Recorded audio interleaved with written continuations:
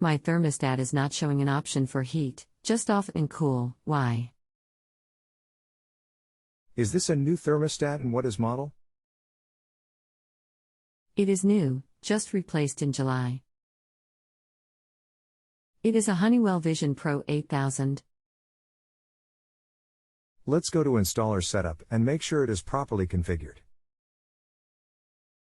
See link below for instructions to do this. Let me know the following: what type of system do you have, such as gas heat and AC, electric heat and AC, or a heat pump?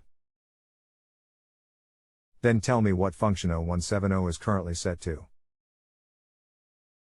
If you do not know what type system you have, give me model on indoor and outdoor units and I will guide you.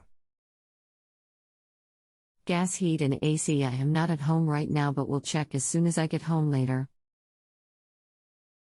Sounds good.